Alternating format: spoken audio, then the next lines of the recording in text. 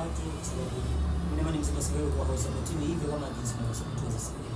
Lakini kadri siku zinavyozidi kwenda na miaka inazidi kusogea, watu wanapoona kuna vitu vinaongezeka, kuna matunda na baadhi ya mafanikio watu wanapata, kwa hiyo mbali sasa hivi mziki wa Singeli ni tofauti na zamani.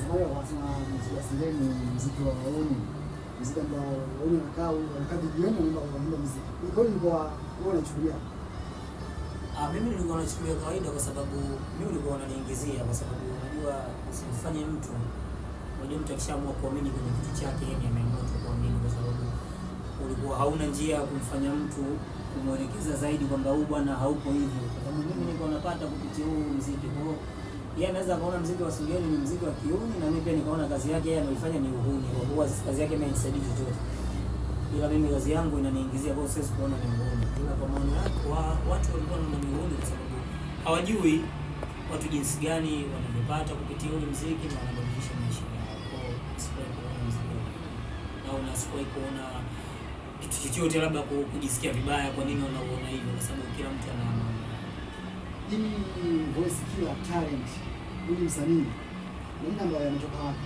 Yanatokana na nini? Majina ndugu yangu ni kutokana na watu. Unajua kila mtu anavyokuona na namna anavyokuchukulia. Yes, kwa kila siku tunazidi kwenda, mtu anafanya hiki mambo ya wewe ni fulani, kwa sababu uweze kupata majina, ukiona jina hili kwamba halina ubaya na hujakiuka maadili